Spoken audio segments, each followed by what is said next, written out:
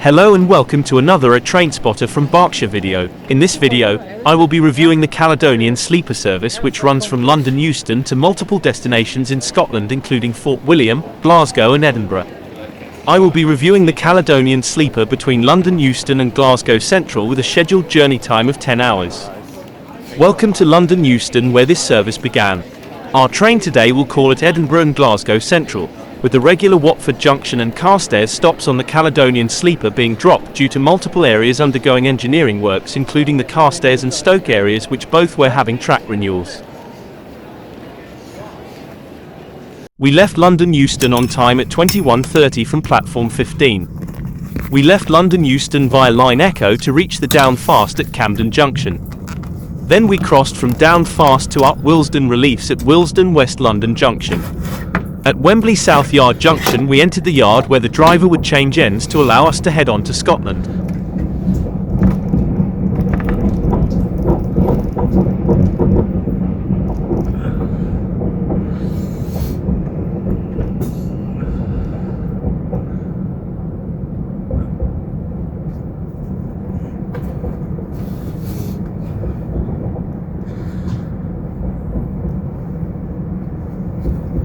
Willesden Yard is used for storing the old Greater Anglia Class 321 dusty bins, as well as being a freight yard for the big freight operating companies like Freightliner, DB Cargo UK, GB Rail Freight, Devon and Cornwall Railway and direct rail services.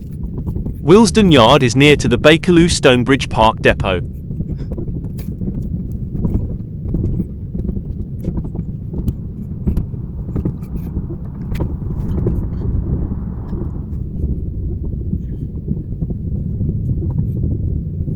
As we leave, we pass the Royal Mail Terminal. The Royal Mail Terminal will be closing in October 2024 as part of cost-cutting measures. This will see the British Rail Class 325s with Royal Mail withdrawn, but let's continue with the review of the Sleeper. The Sleeper, once it departed Willesden Yard, we could get up to some good speed. We are now just passing Queen's Park Station on the upslow at up to 75 miles per hour.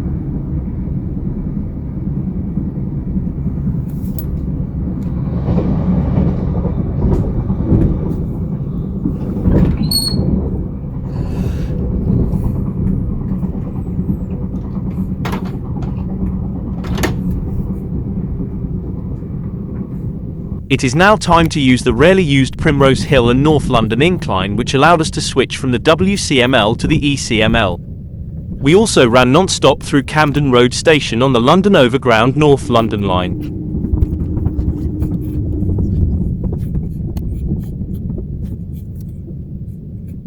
We now pass through the busy interchange station of Finsbury Park, which gets services from Thameslink to destinations like Brighton, Horsham and Gatwick Airport, as well as services from Great Northern to destinations like Peterborough, Cambridge and Moorgate.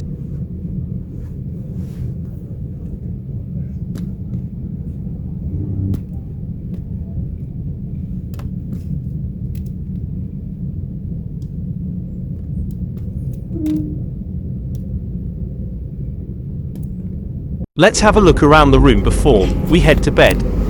Access into the room is in the form of a key card rather than a set of keys.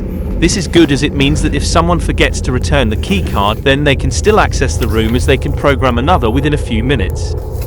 Each room comes with 2 bars of chocolate, 2 Caledonia Sleep kits, and 2 menus for breakfast. It also comes with a bar of soap, a pencil for the menus, a drinks menu, as well as towels for the shower.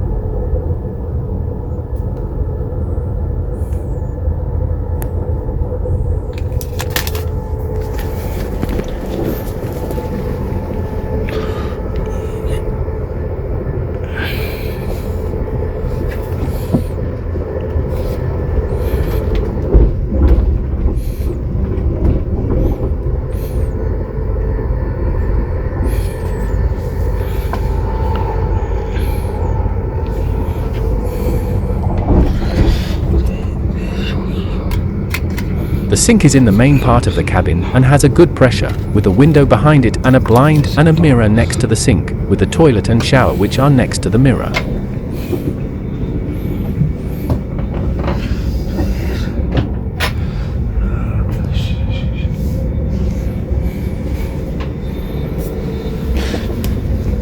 shower and toilet were both clean, and the shower has a seat which when lifted becomes the toilet as it is the cover for the toilet.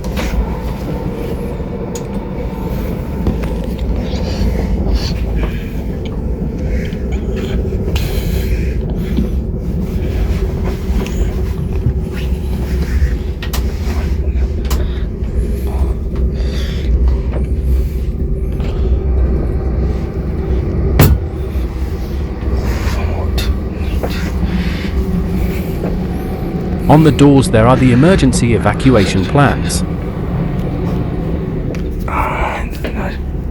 Also, you get 2 hangers for coats.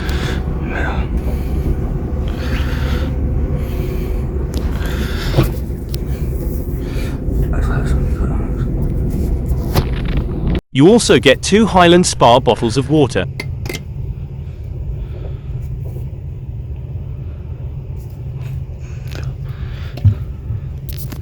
The area in which they sat can be used for charging devices.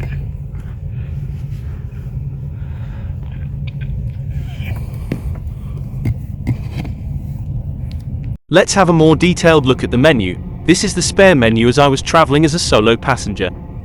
You have options including the traditional Scottish breakfast, smoked Scottish fish frittata and the Scottish porridge pot, with drinks such as tea, coffee and juice.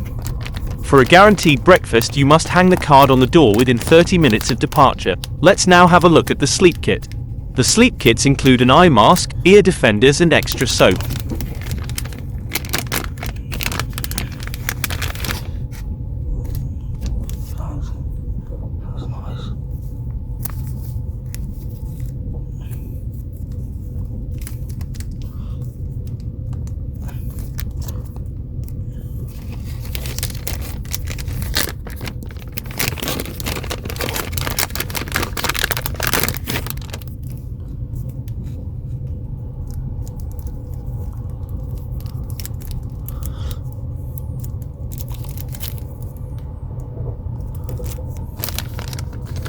Let's now go to bed, while we are passing over the Welland North Viaduct and see you in the morning. We are just passing Alnmouth just south of the Scottish border after 3 hours of sleep.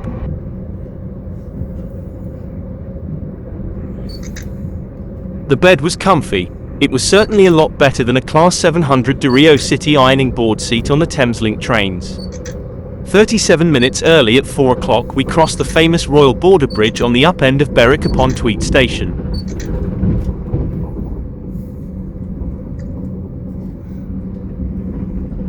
Crossed the Scottish border 40 minutes earlier than planned to pass, doing around 75 miles per hour.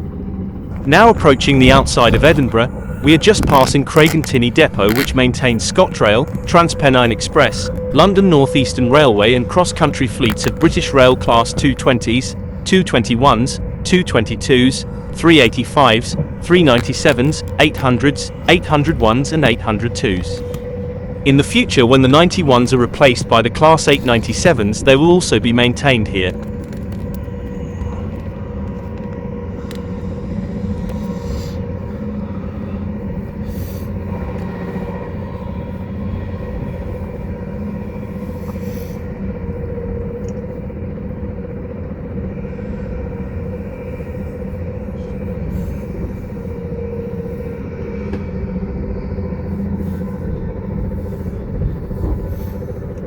We are on the final approach to Edinburgh Waverley at 4:45 via Calton Tunnels.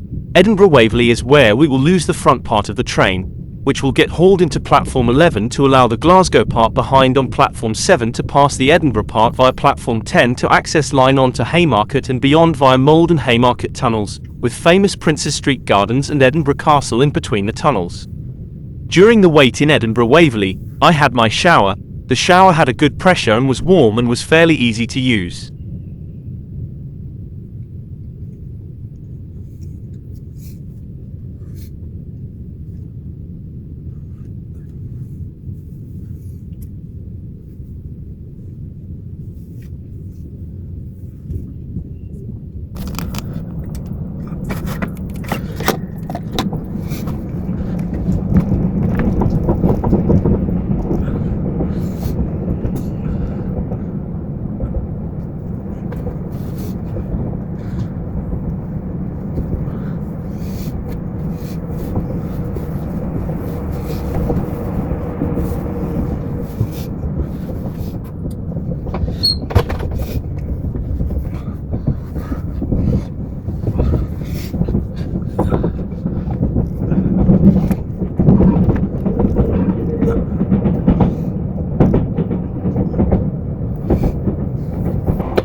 That was Edinburgh Haymarket Railway Station, which was opened by the North British Railway in 1842.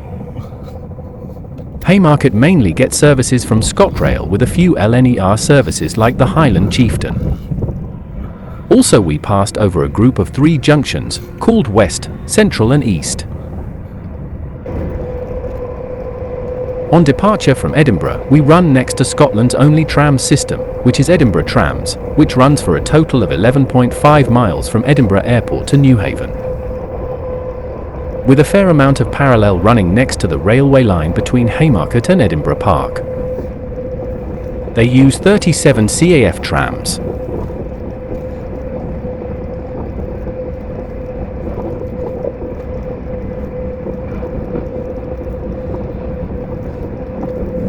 Now after leaving Edinburgh, time to rocket across the Scottish lowlands at speeds up to 87 miles per hour.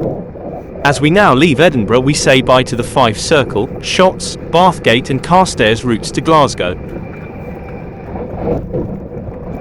Once out in the countryside, we took the scenic route to Glasgow Central, via the Bowness Railway, Falkirk, Grahamstown, Coatbridge Central and Mount Vernon before arriving at Glasgow Central an hour before planned at 6:18, rather than the planned arrival time of 7:18. Because of the such early arrival, I had my Scottish breakfast while in Glasgow Central. The Scottish breakfast was really nice. After breakfast, headed back to the room to collect the bags and disembark the sleeper, and the shower had fully drained away and dried out.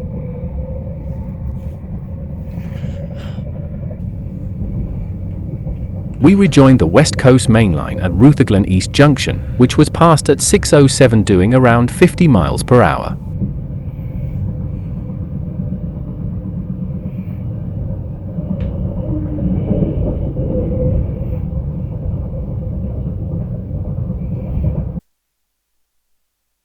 I had the Scottish breakfast with orange juice and it was rather nice. I would recommend the Caledonian Sleeper.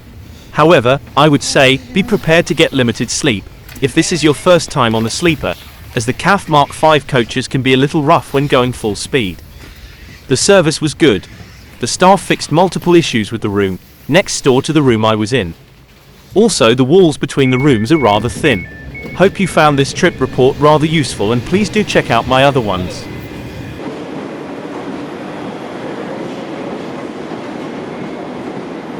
Thank you for watching. Please like, comment, share and subscribe to a train spotter from Berkshire.